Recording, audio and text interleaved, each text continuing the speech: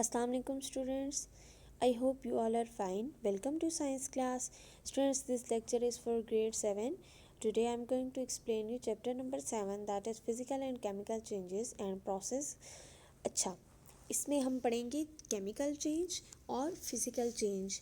तो सबसे पहले हमें ये पता होना चाहिए कि चेंज क्या होता है। चेंज का मतलब है किसी भी मैटर में आप कोई नई चीज़ देखो जो कि उसमें पहले से मौजूद ना हो, वो उसकी चेंज है। लाइक उसकी स्टेट में change, colour, shape, size, chemical composition and structure of a substance etcetera. इन सब में जो चेंज होगा वो उसका या तो फिज़िकल चेंज है या फिर केमिकल चेंज है। सबसे पहले हम लोग फिज़िकल चेंज पढ़ेंगे। Let's start. Changes in materials are going on around us all the time. Leaves change their colors, trees shed their leaves, milk changes to curd, and iron nails rust in moisture. Some changes are around us are slow, and some are fast. In this chapter, we will study about changes in matter. हम क्या पढ़ेंगे कि changes in matter, अब वो physical हैं या chemical हैं ये बाद में हम डिसाइड करेंगे। उसने बहुत से चेंजेस बताए हैं और कहा कि ये कुछ चेंजेस स्लो होते हैं और कुछ फास्ट होते हैं, लेकिन हम अब किस में पढ़ेंगे, हम चेंजेस इन मैटर को डिस्कस करेंगे। सबसे पहले हम देखते हैं types of changes. Most of the changes in materials are of two main types, that is physical changes and chemical changes. Physical changes. A physical change is one in which only the physical properties of a substance change and its chemical composition remains the same. कह रहा है इसकी chemical composition जो है वो same रहेगी। इसका मतलब ये है no new substances are formed, कोई नई चीज़ नहीं बनेगी। अगर चेंज आता है और अगर उसमें कोई नई चीज़ नहीं बनती तो उसको आप फिज़िकल चेंज ही कहोगे। फॉर एग्ज़ाम्पल, अगर आपके पास एक बॉटल उठाई हुई है जो कि ग्लास से मिलकर बनी है, ठीक है, यानी कांच से मिलकर बनी है, और वो आपसे गिर के टूट जाती है, तो वो जो टूटेगी वो नीचे जो एक एक उसका पीस हो जाएगा, होगा तो वही वो भी कांच ही ना, वो भी ग्लास ही होगा। क्या कभी ऐसा होगा कि वो नीचे जाके प्लास्टिक बन जाए या फिर मेटल बन जाए या वुड बन जाए? नहीं ना, वो वही कांच ही रहेगा। तो इसका मतलब क्या है कि सिर्फ इसकी फ़िज़िकल अपीयरेंस में फ़र्क आया है, राइट। इसकी सिर्फ फिज़िकल अपीयरेंस चेंज हुई है, इसलिए हम इसको फ़िज़िकल चेंज कहेंगे। अब फिज़िकल प्रॉपर्टीज़ होती क्या हैं? Size, shape, colour etcetera are the physical properties of a substance. यानी अगर साइज़ में फ़र्क आ जाए, शेप चेंज हो जाए या फिर कलर चेंज हो जाए, ये आपकी फ़िज़िकल प्रॉपर्टीज़ हैं। सिर्फ उसकी केमिकल कंपोजिशन चेंज नहीं होनी चाहिए, यानी कोई नई चीज़ नहीं बननी चाहिए। आप देखिए है वो कांच ही। इसी तरह से कटिंग ऑफ वेजिटेबल्स या कटिंग ऑफ फ्रूट्स ले लें। अगर मैं एक फ्रूट लेती हूँ एप्पल, और मैंने उसके 5 पीसेस किए और उसमें से एक पीस उठा लिया, तो आप मुझे ये बताइए कि वो जो चेंज है ये केमिकल चेंज है या फिज़िकल चेंज है? ये डेफिनेटली फ़िज़िकल चेंज है। क्यों फ़िज़िकल चेंज है? क्योंकि ये उसकी साइज़ में और शेप में फ़र्क आया, बाकी तो किसी चीज़ में नहीं आया। क्या मैंने उसको जब काटा या उसमें से एक पीस ले लिया तो क्या वो जो बाकी बचा हुआ था वो सारे का सारा मैंगो बन गया? क्या वो बनाना बन गया या फिर कोई और फ्रूट बन गया? नहीं, वो तो वही है, एप्पल का एप्पल ही है। तो इसका मतलब क्या है कि सिर्फ उसकी साइज़ में फ़र्क आया और उसकी शेप में फ़र्क आया, और जो साइज़, शेप और कलर में फ़र्क आता है तो वो उस सब्सटेंस की फ़िज़िकल प्रॉपर्टी होती है। अब आगे देखते हैं। Physical changes are temporary and can easily be reverse, यानी ये आर्जी चेंजेस होते हैं, यानी दोबारा से अपनी हालत में ये दोबारा वापस आ सकते हैं, राइट। Freezing of water. अब जो फ्रीजिंग ऑफ वाटर है आपका, आपने पानी को फ्रीज़ किया और वो क्या बन गया? बर्फ़ बन गया, ठीक है। तो क्या हुआ कि पहले पानी था यानी लिक्विड था, अब सॉलिड बन गया, राइट। ऐसा ही है ना, सॉलिड बन गया। तो इसका मतलब क्या है कि उसकी अपनी स्टेट में फ़र्क आया है, उसने अपनी स्टेट चेंज की है। तो जो स्टेट चेंज करता है वो भी आपका फिज़िकल चेंज है।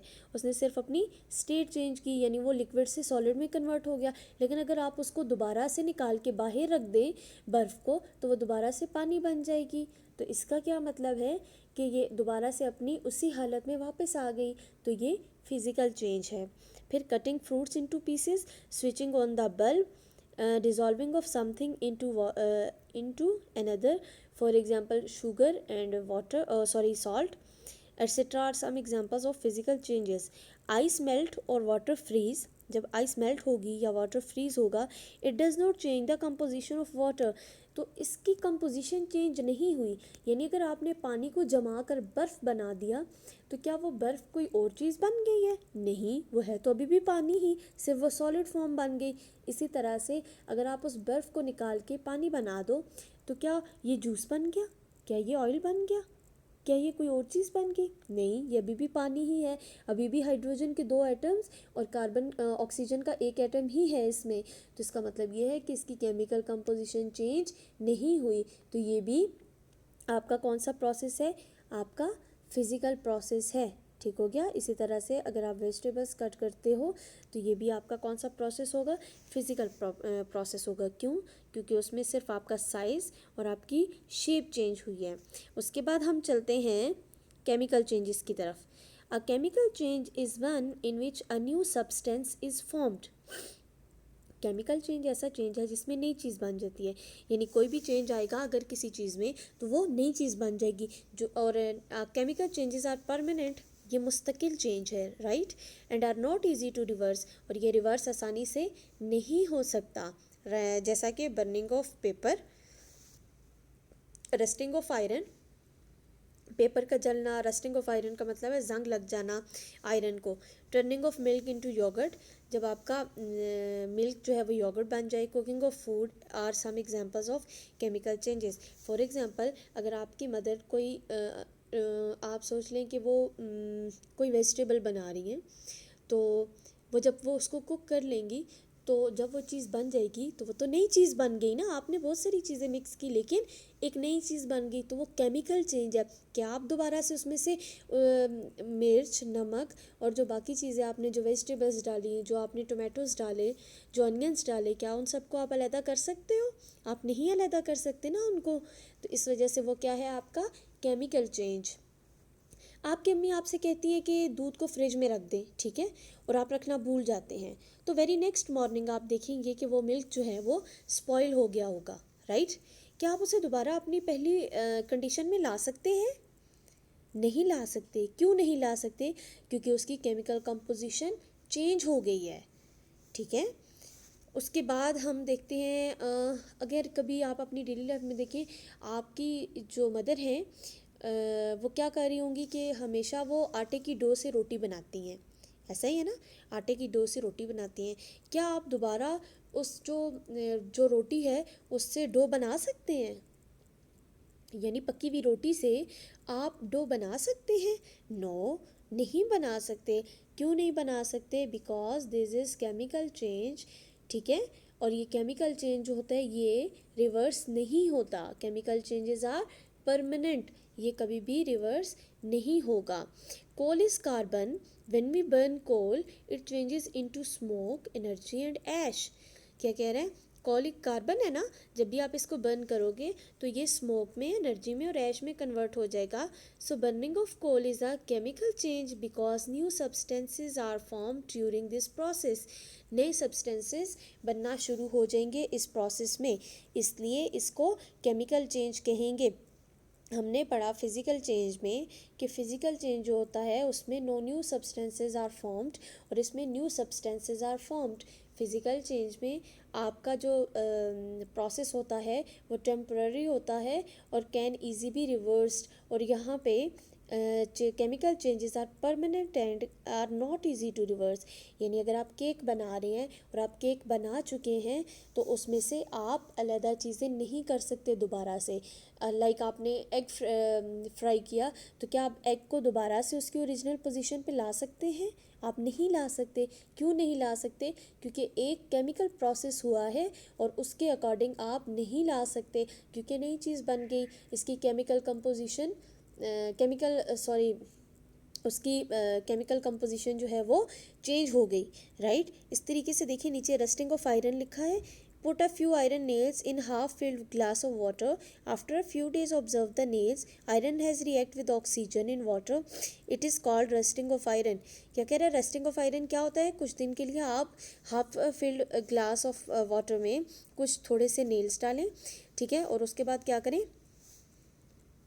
उसके बाद आप उसको कुछ दिन छोड़ दें और उसके बाद आप देखेंगे कि iron has reacted with oxygen in water, it is called rusting of iron, और इसको जंग लग गया होगा, यानी जितने भी आयरन नेल्स हैं उनको जंग लग जाएगा। स्टूडेंट्स, इसी तरह से हमारा फिजिकल एंड केमिकल चेंजेस जो है वो कवर हो गया है।